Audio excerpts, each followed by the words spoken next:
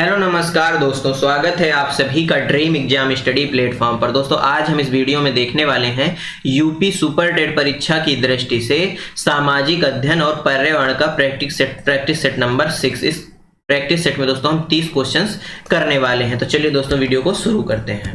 Question number 1, खेती तथा सिंचाई किस सूची के विषय हैं? केंद्र सूची के, राज्य सूची के, समवर्ती सूची के या किसी के भी नहीं? बताइए दोस्तों। बात की जाए सूची की तो दोस्तों जो सूचियों का वर्णन है, जो सूची है उनका जो वर्णन है वह दोस्तों अनुसूची 7 में मिलता है। किस में मिलता है? हमारी अनुसूचियां कितना है? 12 है। तो अनुसूची 7 में दोस्तों सूचियों का वर्णन मिलता है। ये 3 है। कितनी है? 3 है। कौन कौन सी हैं?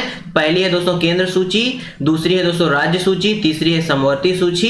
इस बात को याद रखिए दोस्तों। जो केंद्र सूची है इसमें दोस्तों कितने विषय सम्मिलित हैं? तो केंद्र सूची में 100 विषय सम्मिलित हैं। वहीं बात की जाए राज्य सूची की तो राज्य सूची में 61 विषय सम्मिलित हैं। वहीं समवर्ती सूची की बात की जाए तो 52 विषय सम्मिलित हैं। दोस्तों समवर्ती सूची का एक विषय क्या है? शिक्षा है। इस बात को भी आप नोट करिएगा। दोस्तों जनगणना हो गया, रक्षा हो गया, रेलवे हो गया, ये सभी चीजें किस में आती हैं? केंद्र सूची में आती हैं। दोस्तों जो ये तीनों सूचियां हैं इनमें दोस्तों अलग अलग विषय समय समय पर परिवर्तित होते रहते हैं। जैसे शिक्षा पहले राज्य सूची का विषय था, बाद में इसको दोस्तों संविधान संशोधन के द्वारा समवर्ती सूची का विषय बना दिया गया। इस बात को आप नोट करिएगा।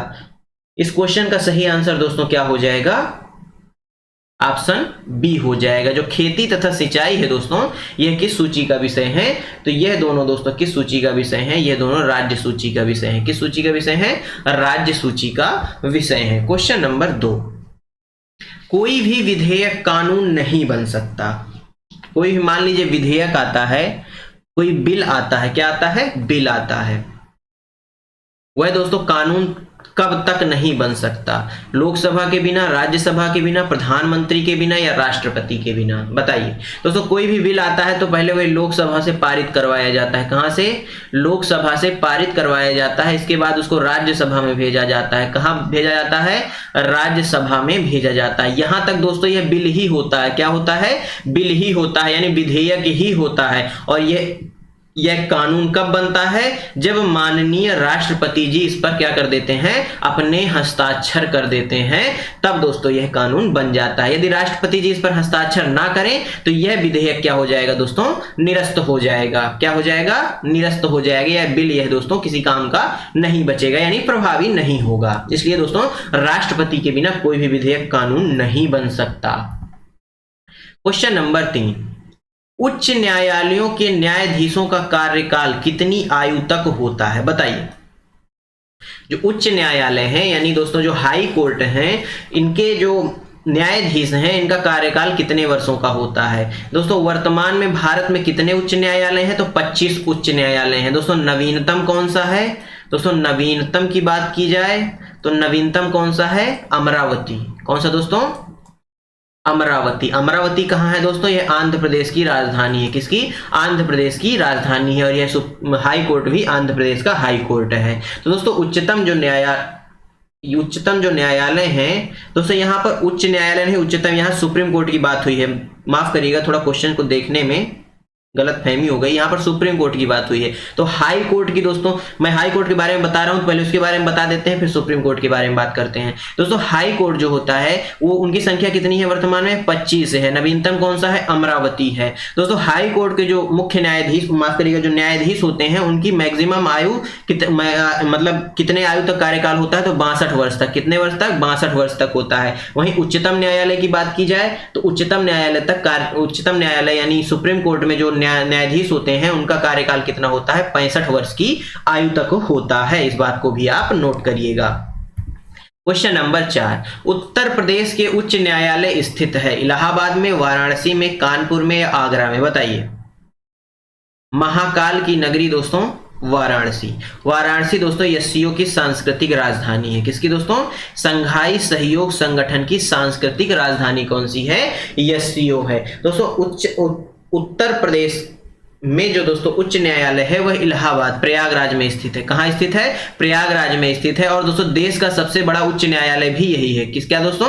जो देश का सबसे बड़ा उच्च न्यायालय है वह भी कौन सा है? वह भी दोस्तों कौन सा है? इलाहाबाद हाई कोर्ट है, देश का सबसे बड़ा उच्च न्यायालय। इसकी एक खंडपीठ दोस्तों लखनऊ में भी है। क्या दोस्तों? इसकी जो खंडपीठ है वह लखनऊ में भी है। कहाँ है? राजधानी लखनऊ में भी है। तो इस क्वेश्चन का सही आंसर ऑप्शन ए हो जाएगा। क्वेश्चन नंबर 5, निम्नलिखित में से कौन सा एक प्रत्यक्ष कर है? मनोरंजन कर, आय कर, व्यापार कर या सेवा कर? बताइए, निम्नलिखित में से कौन सा एक प्रत्यक्ष कर है? प्रत्यक्ष कर वो होता है दोस्तों जो प्रत्यक्ष रूप से भरना पड़ता है। जैसे दोस्तों, जैसे आप जमा करते हैं, क्या जमा करते हैं आप दोस्तों? आयकर जमा करते हैं। क्या आप आयकर फाइल करते हैं, रिटर्न फाइल करते हैं? जब दोस्तों आपकी जॉब लग जाएगी तब आयकर जमा करेंगे, आयकर जमा करेंगे। ये क्या हो गया? प्रत्यक्ष कर हो गया। यानी इस क्वेश्चन का सही आंसर क्या हो जाएगा?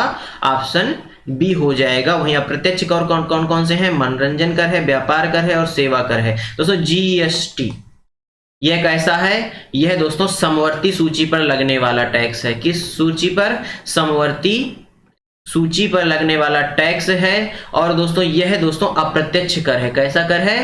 अप्रत्यक्ष कर है। ये दोस्तों लगता किसी और पर है और इसको भरता कोई और है।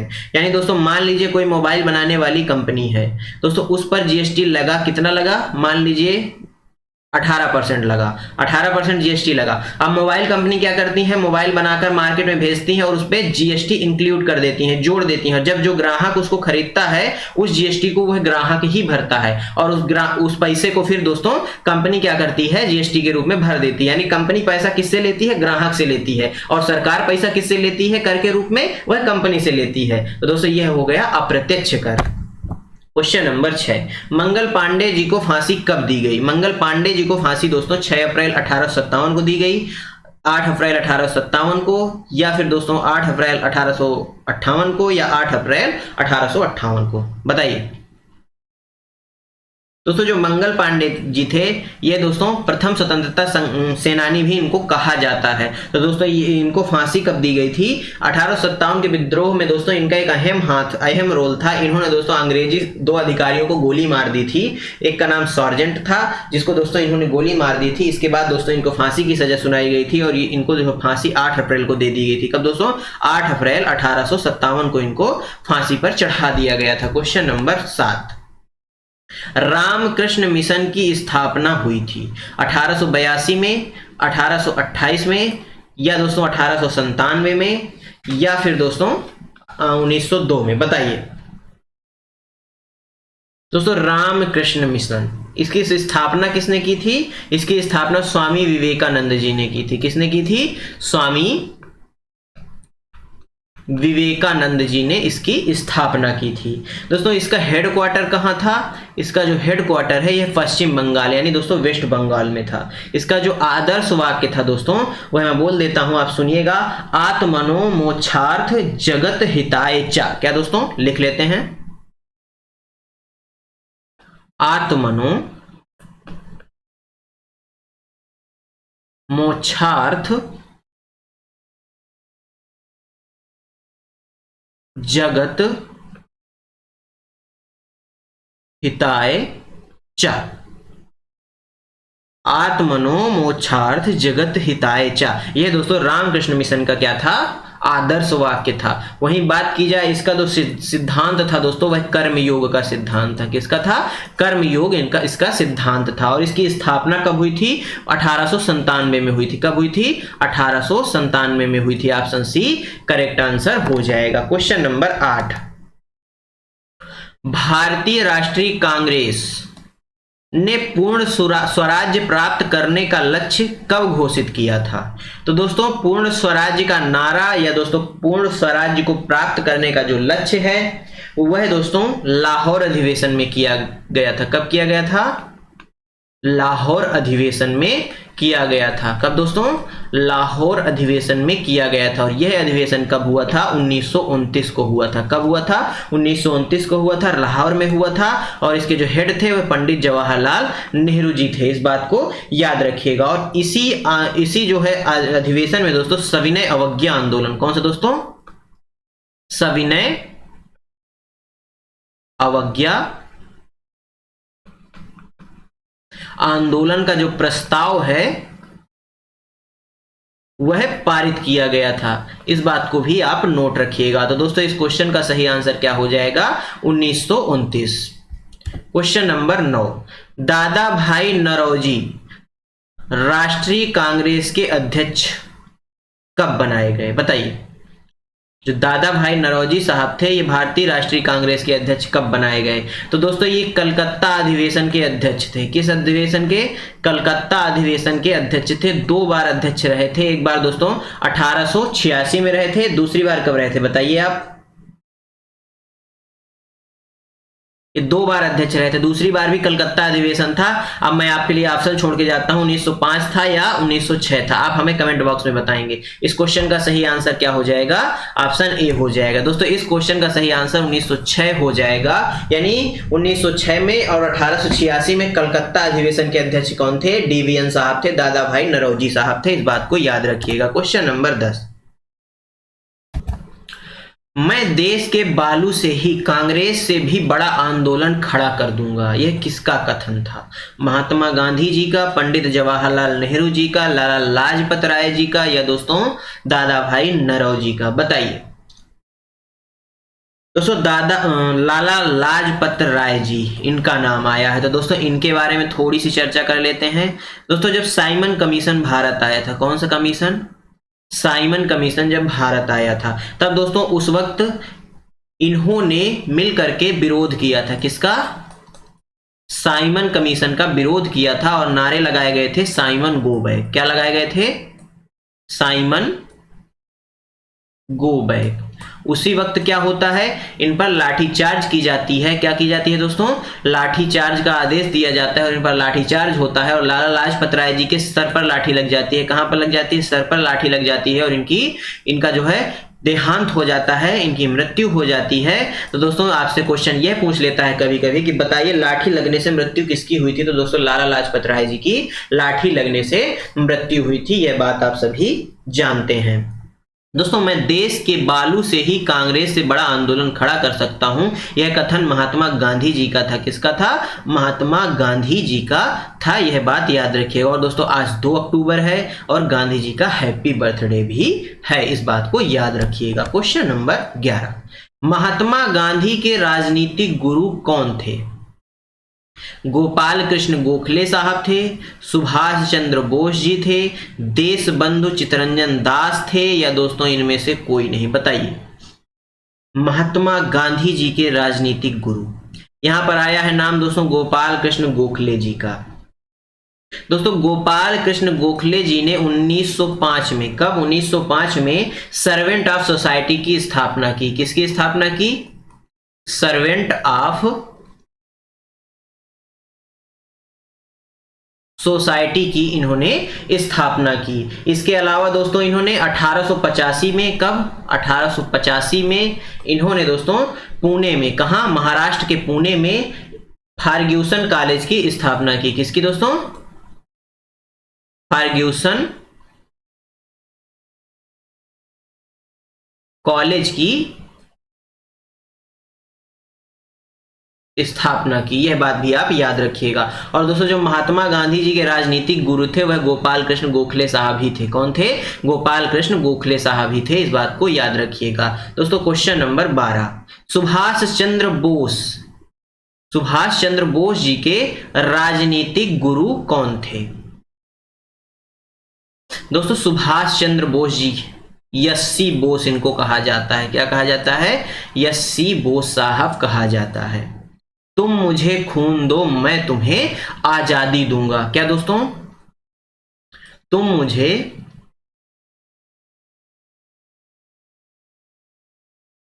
खून दो, मैं तुम्हें आजादी दूंगा, यह इनका नारा था। दिल्ली चलो, कौन सा दोस्तों?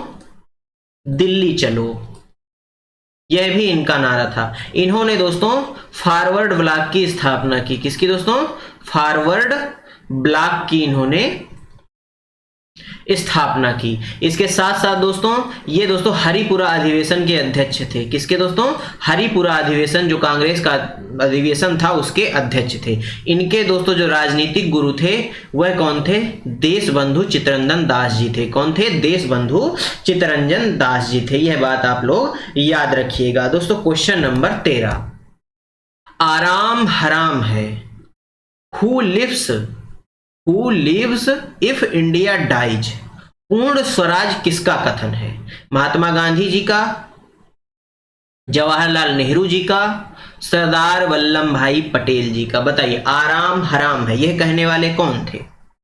बताइए दोस्तों, आराम हराम है यह कथन किसका था? इंपॉर्टेंट क्वेश्चन है। आराम हराम है यह कथन कहने वाले कौन थे दोस्तों? जवाहरलाल नेहरू साहब थे। कौन थे दोस्तों? पंडित जवाहरलाल नेहरू साहब थे। यहां पर दोस्तों एक नाम आया है विनोबा भावे जी का। आइए इनके बारे में कुछ जानकारी प्राप्त करते हैं। दोस्तों विनोबा भावे, ये दोस्तों भूदान आंदोलन इनसे संबंधित है। कौन सा आंदोलन? भूदान आंदोलन। दोस्तों ये जो है पहले व्यक्तिगत सत्याग्रही थे। क्या थे दोस्तों? व्यक्तिगत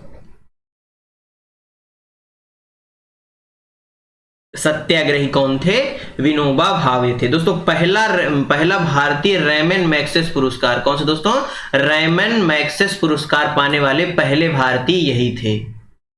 इस बात को याद रखिएगा। तो इस क्वेश्चन का सही आंसर ऑप्शन बी हो जाएगा। क्वेश्चन नंबर 14, इंडियन एसोसिएशन की स्थापना की थी। दोस्तों इंडियन एसोसिएशन की स्थापना किसने की थी? दोस्तों इंडियन जो एसोसिएशन है इसकी स्थापना कब होती है यदि आपसे पूछ ले तो इसकी स्थापना की गई थी 1876 में की गई थी। कब की गई थी? 1876 में की गई थी। और करने वाले कौन थे? सुरेंद्र नाथ बनर्जी साहब थे। कौन थे दोस्तों?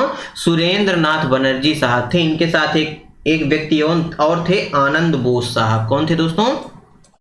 आनंद बोस साहब थे। इस बात को भी याद रखिएगा। क्वेश्चन नंबर 15, प्रजातंत्र दल तथा फॉरवर्ड ब्लॉक जैसे दलों की स्थापना किसने की थी? अभी मैंने बताया आपको कि फॉरवर्ड ब्लॉक की स्थापना करने वाले सुभाष चंद्र बोस जी थे। यानी ऑप्शन सी क्या होगा? राइट आंसर हो जाएगा। क्वेश्चन नंबर 16, भारत का अंतिम गवर्नर जनरल कौन था? बताइए दोस्तों, भारत के जो अंतिम गवर्नर जनरल थे क्या वे सी राजगोपालाचारी थे, सुभाष चंद्र बोस थे, महात्मा गांधी थे या इनमें से कोई नहीं? तो दोस्तों भारत के जो अंतिम गवर्नर जनरल थे वह सी राजगोपालाचारी जी थे। कौन थे? सी राजगोपालाचारी थे। ये पहले और अंतिम भारतीय गवर्नर जनरल थे। ये बात भी याद रखिएगा। क्वेश्चन नंबर 17, 1857 के आंदोलन में 1857 के आंदोलन में मध्य प्रदेश में क्रांति का नेतृत्व किया था महारानी लक्ष्मीबाई ने, बहादुर खां ने, नाना साहेब ने या मंगल पांडे ने? बताइए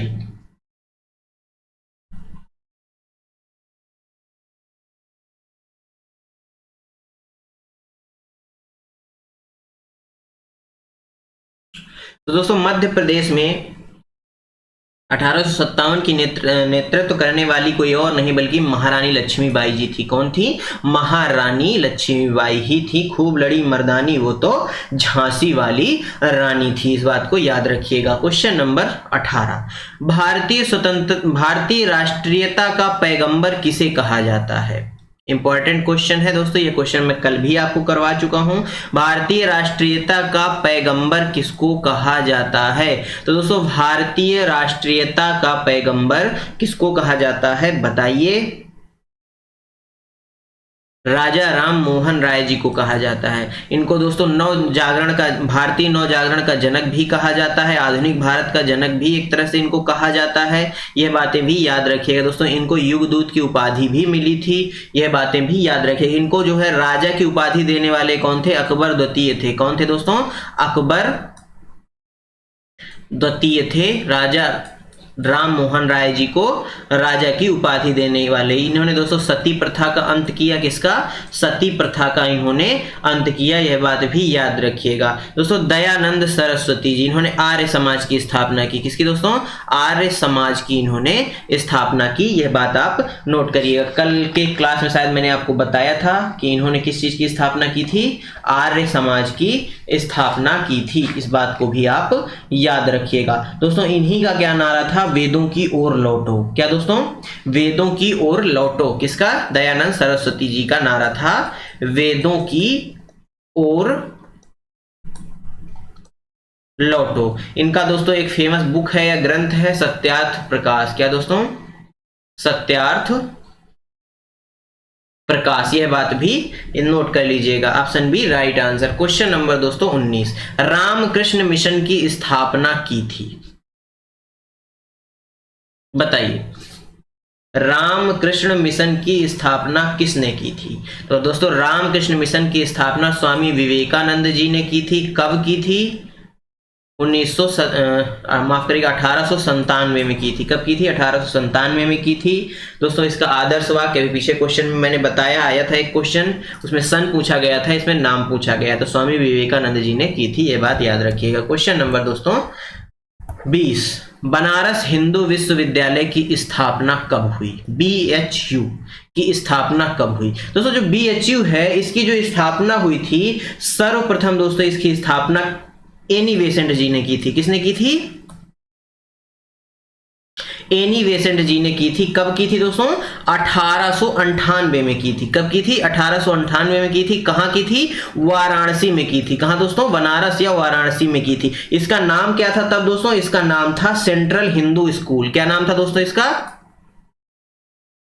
सेंट्रल हिंदू स्कूल इसका नाम था। बाद में दोस्तों सन आता है 1916, जिसमें दोस्तों मदन मोहन मालवीय जी, किसने दोस्तों? मदन मोहन मालवीय जी ने इस सेंट्रल हिंदू स्कूल का नाम बदल कर क्या कर दिया? BHU बनारस हिंदू विश्वविद्यालय के नाम से इसको क्या कर दिया? परिवर्तित कर दिया। तो इसकी बनारस हिंदू विश्वविद्यालय की स्थापना कब हुई? 1916 में हुई। Option A right answer. Question number 21, भारतीय मुस्लिम लीग की स्थापना कब हुई? 1905 में हुई, 1906 में हुई, 1907 में हुई या 1902 में हुई? बताइए दोस्तों, भारतीय मुस्लिम लीग की स्थापना कब हुई? 1906 में हुई। कहां पर हुई दोस्तों? ढाका में हुई। कहां हुई? ढाका में हुई। दोस्तों इस बैठक में कौन कौन शामिल थे? आगा खां शामिल थे और वकार खां शामिल थे। आगा खान दोस्तों इसके जीवन पर्यंत अध्यक्ष रहे। इसके प्रथम अध्यक्ष कौन थे? वकार उल मुल्क थे। क्या थे दोस्तों? इसके जो पहले अध्यक्ष थे वह थे वकार उल मुल्क। वहीं आगा खां जीवन पर्यंत इसके अध्यक्ष माने जाते हैं। ऑप्शन बी करेक्ट आंसर हो जाएगा। नेक्स्ट क्वेश्चन, रॉलेट एक्ट विधेयक कब लागू हुआ? दोस्तों रॉलेट एक्ट विधेयक, इसको कहा जाता है ना अपील ना दलील। क्या दोस्तों? ना अपील ना दलील, सीधा क्या दोस्तों? जेल में डाल दिया जाता था। यह इसके तहत दोस्तों क्या हुआ था कि कोई भी व्यक्ति यदि किसी भी चीज में मान लीजिए मुजरिम पाया जाता है तो उसकी ना कोई अपील सुनी जाएगी ना दलील सुनी जाएगी, सीधे दोस्तों उसको सजा सुना दी जाएगी। दोस्तों यह विधेयक लागू कब से हुआ है, यह पूछा गया है इस क्वेश्चन में। तो यह विधेयक दोस्तों लागू हुआ था 18 मार्च। कब? यहाँ पर मिस प्रिंट है, 18 मार्च, नोट कर लीजिए। 18 मार्च 1919 को यह लागू हुआ था, इस बात को याद रखिएगा। क्वेश्चन नंबर दोस्तों 23, रहनुमाई सभा की स्थापना किसने की थी? कौन सी सभा? रहनुमाई सभा की स्थापना दादा भाई नरौजी जी ने की थी, गोपाल कृष्ण गोखले जी ने की थी, सुभाष चंद्र बोस जी ने की थी या लाला लाजपत राय जी ने की थी? बताइए, रहनुमाई सभा की स्थापना किसने की थी? इस सभा के दोस्तों जो स्थापना करता थे वह दादा भाई नरौजी साहब थे। कौन थे? दादा भाई नरौजी साहब थे। ऑप्शन ए क्या हो जाएगा? राइट आंसर हो जाएगा। क्वेश्चन नंबर दोस्तों 24, अंतरराष्ट्रीय न्यायालय का मुख्यालय कहाँ है? बताइए दोस्तों, अंतरराष्ट्रीय न्यायालय का जो मुख्यालय है क्या वह न्यूयॉर्क में है, दिल्ली में है, द हेग में है या दोस्तों जिनेवा में है, बताइए। दोस्तों अंतरराष्ट्रीय न्यायालय का मुख्यालय द हेग यानी नीदरलैंड में है। कहां पर है? नीदरलैंड में है। ऑप्शन सी करेक्ट आंसर हो जाएगा। क्वेश्चन नंबर दोस्तों 25, पौधों में वाष्पोत्सर्जन की क्रिया होती है जड़ के द्वारा, तनों के द्वारा, स्टोमेटा पर्ण या रंध्र के द्वारा या सभी के द्वारा, बताइए। जो पौधे होते हैं उनमें दोस्तों वाष्पोत्सर्जन की जो प्रक्रिया होती है वह किसके द्वारा होती है?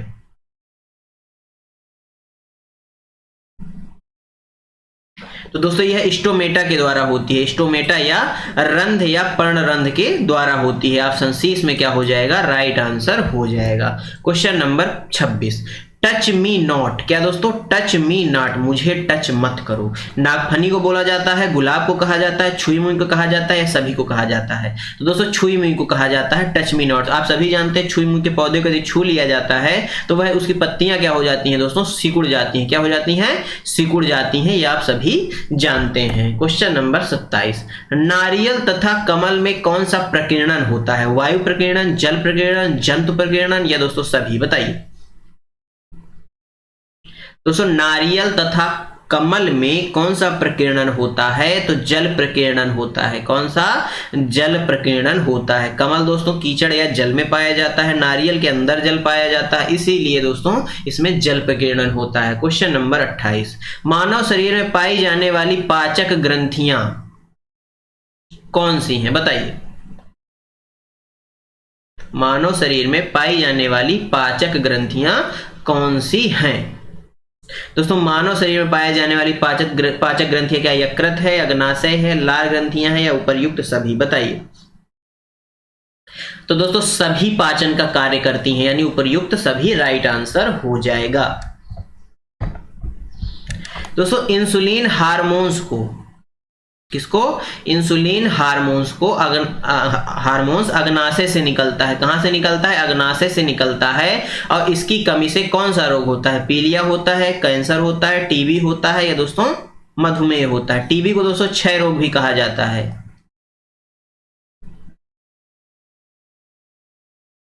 इस बात को याद रखिएगा।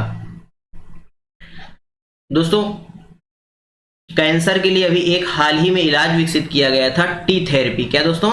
T cell therapy. इस बात को ही याद रखिएगा। और दोस्तों जो इंसुलिन है यह हार्मोन दोस्तों मधुमेह के लिए आवश्यक होता है, यानी मधुमेह ना हो इसके लिए इंसुलिन आवश्यक होता है। और इंसुलिन की कमी से मधुमेह रोग, जिसको शुगर या डायबिटीज बोला जाता है, वह हो जाता है। क्वेश्चन नंबर 30, विटामिन की खोज किसने की? विटामिन के खोजकर्ता कौन है? फुंक, लुनिनमे, इजकमान या दोस्तों हॉपकिंस, बताइए। दोस्तों विटामिन दो प्रकार के होते हैं। एक दोस्तों जल में घुलनशील, दूसरे दोस्तों वसा में घुलनशील। जल में घुलनशील दोस्तों BC, विटामिन बी और विटामिन सी। गई भैंस पानी में, आप ऐसे भी याद रख सकते हैं। जो पानी में घुलनशील हैं वह विटामिन बी और सी हैं। बाकी दोस्तों जो विटामिन बचते हैं ADK, जो विटामिन बचते हैं वह दोस्तों किसमें? वसा में घुलनशील विटामिन है। विटामिन ए को दोस्तों, विटामिन ए का संबंध दोस्तों आंखों से है। किससे है दोस्तों? आंखों से है। यानी दोस्तों विटामिन ए की कमी से आंखों संबंधी रोग हो जाता है। दोस्तों विटामिन ए का सबसे अच्छा स्रोत क्या है दोस्तों? गोल्डन राइज है। क्या है दोस्तों? गोल्डन राइज है। क्या है? Golden rise, golden rice. दोस्तों गोल्डन राइस का उत्पादन करने वाला देश कौन सा था? फिलीपींस था। कौन सा दोस्तों था? फिलीपींस था। और हाल ही में दोस्तों इसने गोल्डन राइस पर क्या कर दिया है? बैन भी लगा दिया है। यह बात भी आप नोट करिएगा। ये दोस्तों करंट अफेयर मैंने आपको बता दी। क्वेश्चन नंबर ए, फंक क्या हो जाएगा? Right answer. दोस्तों धन्यवाद आप सभी का हमारे साथ बने रहने के लिए। दोस्तों आज की यह वीडियो आपको कैसी लगी हमें कमेंट बॉक्स में जरूर बताइएगा। वीडियो अच्छी लगी हो वीडियो को लाइक कर दीजिए, अपने दोस्तों के साथ भी शेयर करिए, साथ में बनी बेल आइकन जरूर दबा लीजिए ताकि जब भी हम अगला वीडियो अपलोड करें आप तक नोटिफिकेशन सबसे पहले पहुंच जाए। चलिए दोस्तों मिलते हैं आपसे अगले वीडियो में, तब तक के लिए जय हिंद, जय भारत। अपना और अपनों का ख्याल रखिए, सभी का सम्मान करिए। धन्यवाद दोस्तों।